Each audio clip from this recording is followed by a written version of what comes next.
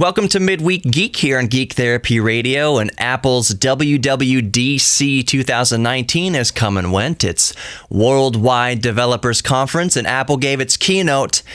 And here in this Midweek Geek, I want to go over some of the highlights of that keynote, some of the things I'm excited about, and some of the disappointments. Yeah.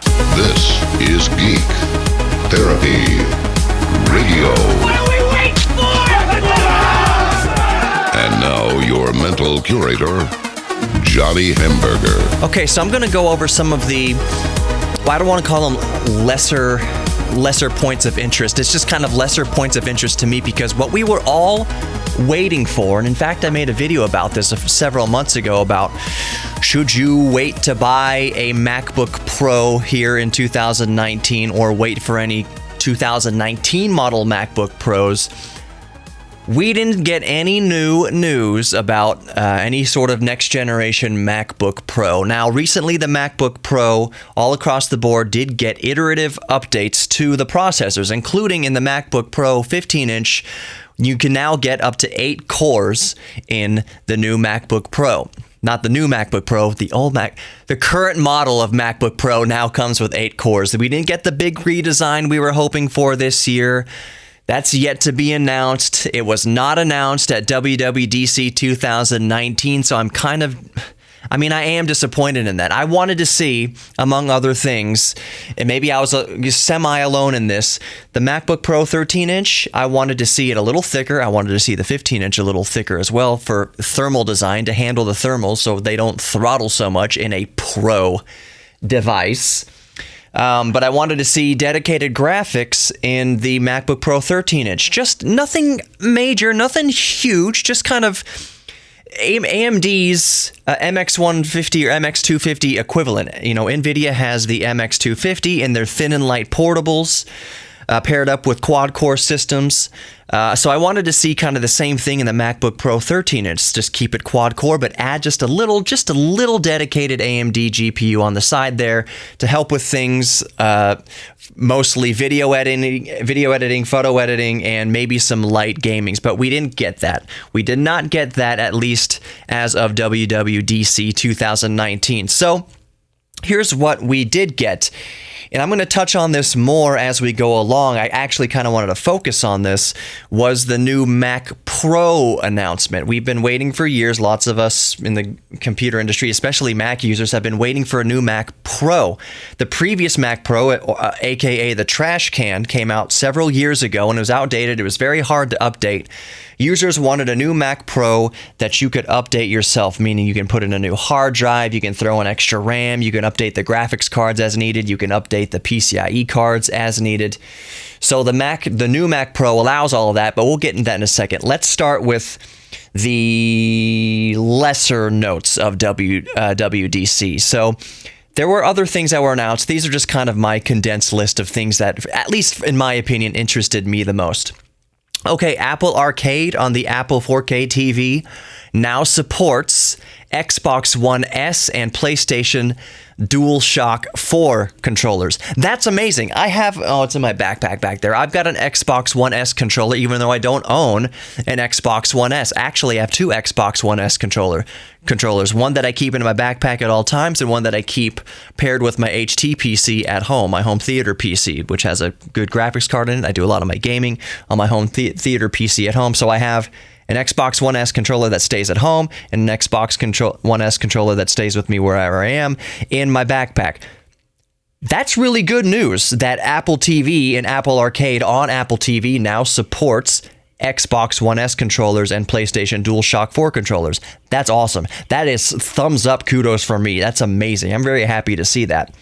Okay, the second thing is, as far as the Apple Watch is concerned in OS 6, the biggest takeaway for me was that the App Store is coming directly to Apple Watch in OS 6. Previously, you had to you always had to have the Apple Watch paired to an iPhone, of course. That makes sense, and you had to get apps through the iPhone that would go over to the Apple Watch. Now you can have the App Store for Apple Watch on the watch itself, meaning you don't need to necessarily have your phone paired up to it necessarily or maybe you do. Either way, the App Store is now on the watch. You can get apps on your watch through the watch without going through the phone first. That's pretty cool. I don't own an Apple Watch. I'm in favor of the Samsung Gear watch. I have the Gear S2 still, but that's just because I rock a Samsung Galaxy Note 9, and Samsung devices play well together, and Apple devices play well together. So if you have an iPhone, I'm not going to suggest getting a Samsung Gear for it. Yes, it will work with it, but doesn't play so nice. Get an Apple Watch if you have an iPhone.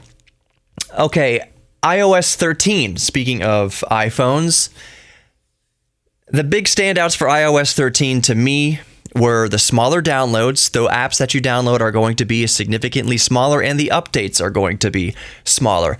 I theorize that means that more of the app's usage is going to take place in the cloud. I'm not entirely sure how that works. All I know is that your downloads will be smaller and the updates will be smaller. Also coming to iOS 13 is dark mode, and something that's been on Android for several years, swipe typing on the keyboard, meaning that to type the word geek, or that's not a very good example. Radio, you just do RADIO, swipe, never have to lift your finger, just swipe it around the keyboard and it'll recognize as you stop over each letter.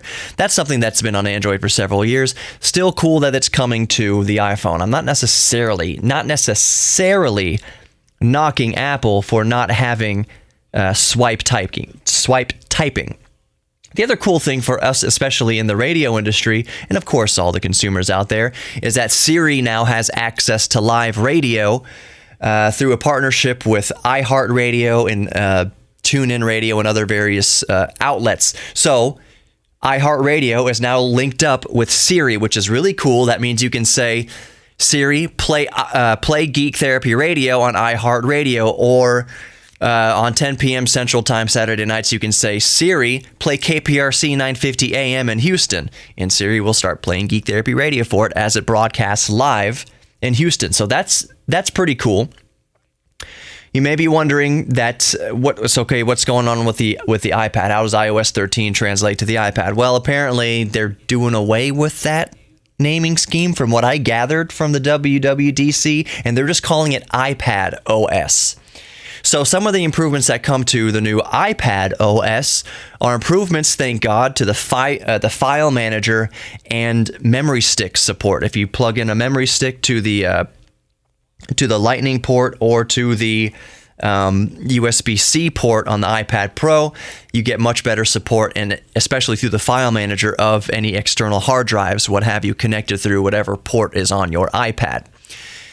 There's a massive disappointment there, though. Massive disappointment. I thought for everything that Apple was announcing with iOS 13 and with the new iPad OS, I was crossing my fingers hoping that they would give us finally mouse support for iPad. That makes so much sense, and that is something that we have been waiting for. I do have an iPad. I use my iPad every single day, actually. If Apple would give us mouse support on the iPad, that would make the iPad 1,000 times more useful. iPad Pro doesn't even have mouse support. If they gave mouse support for iPad products, I would use my laptop less.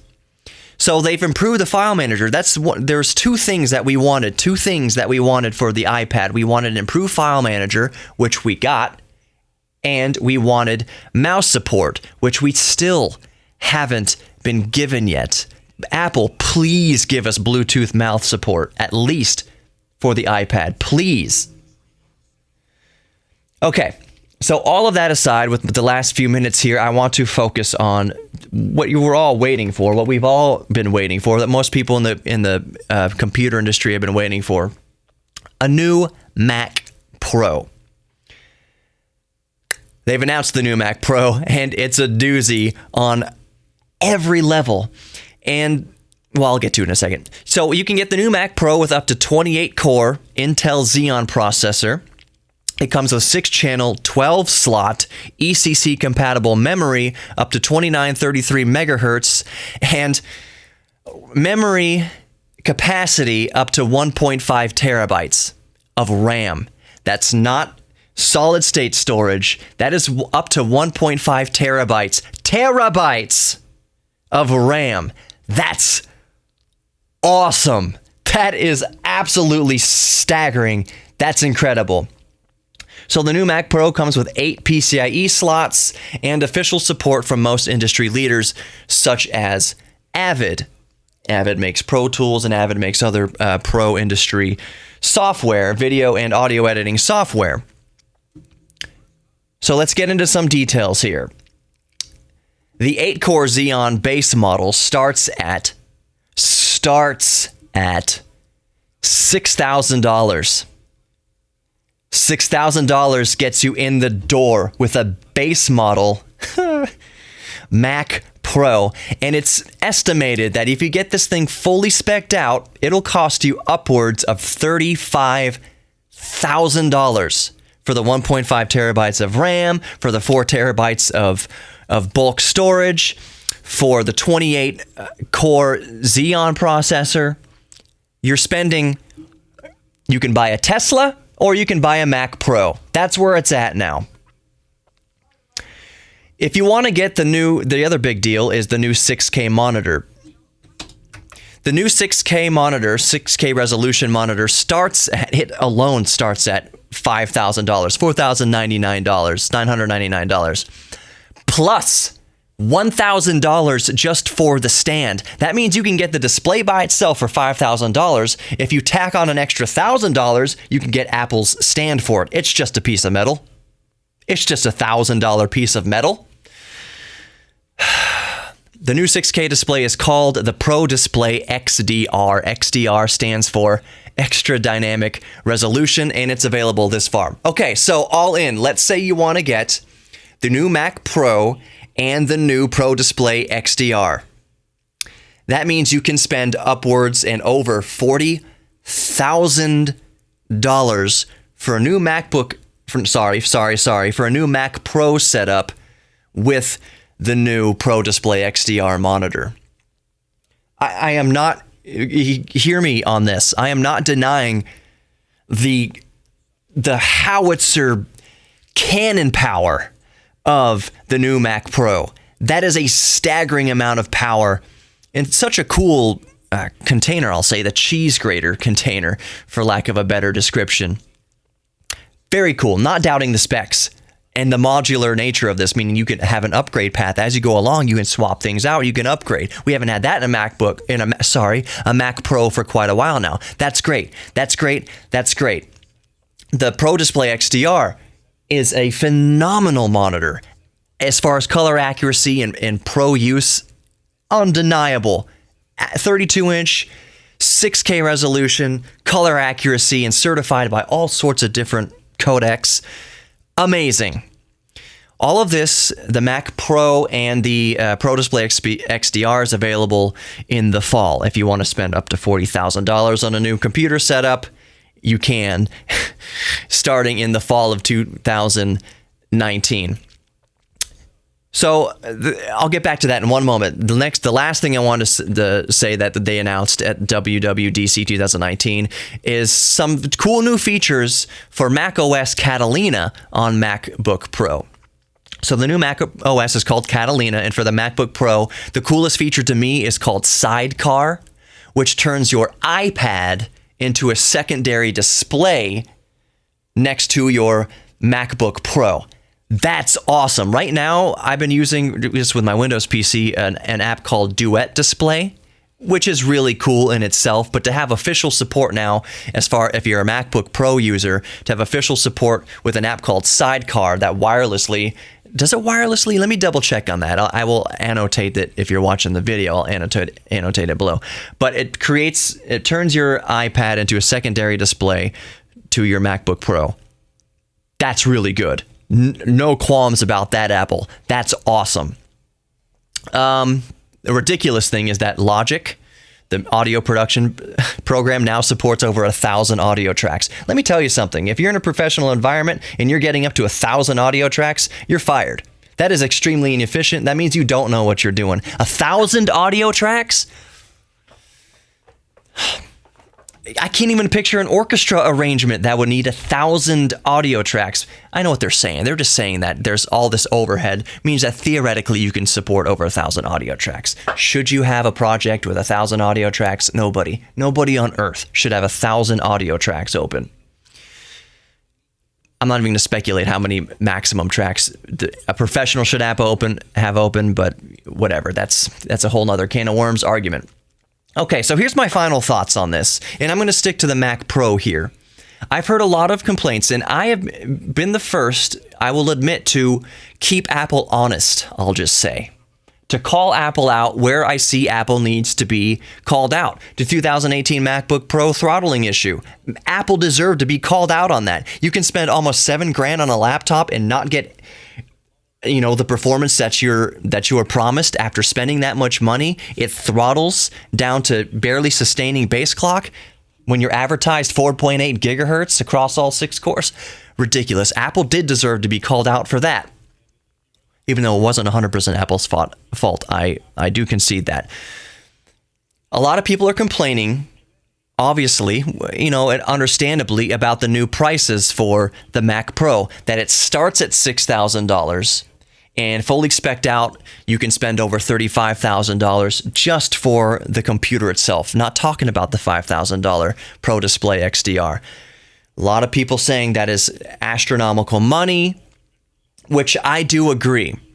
But here's the thing, though. Here's why I'm not completely raking Apple over the coals for this. Apple is not marketing has never marketed, but is not marketing the Mac Pro, especially the new Mac Pro that starts at $6,000. They're not marketing it towards the general consumer. It's not for the person who's looking at a MacBook Air and a Mac Pro. That's not the consumer. The customer base for Mac Pro has always been professionals. You do not buy a Mac Pro to watch YouTube videos or to scrub through Facebook or whatever. That's not what it's for. It is for professionals. The market that's going to be buying Mac Pros is the type of market that it's going to be a company putting it on a company credit card, a production house, an audio, high-end recording studio, a high-end television studio, television production. Only the highest-end YouTubers are going to be buying something like the Mac Pro. The average Joe isn't going to go out and spend $35,000 on this, but a company, a massive company, a large production house, a rendering farm is going. Disney's going to buy this thing. Sony's going to buy this thing. Video game developers are going to buy this thing, buy the Mac Pro. That's who it's marketed for. So I don't buy into all the hype of, wow, this is so expensive. What is Apple doing? Apple is out of their minds with how much this costs. I think, given who they're marketed towards, it makes sense. It's going on the company credit card. It's not going on your personal credit card. It's going after the company black card, the business card. Just put it on my company's credit line. That's who they're marketing this towards. So I don't think all the hype and the flame fires coming at Apple from the general consumer starts at $6,000. That's not completely warranted. You're not buying this to scrub through Facebook. But now I'm repeating myself. That's all I have to say about that. I've got no beef with the price of the new Mac Pro. It's not. Let's just wrap it up there. I'm Johnny Hamburger. Thanks for listening to Midweek Geek. Be good to yourselves, and I'll catch you on the next episode of Geek Therapy Radio. See you next time.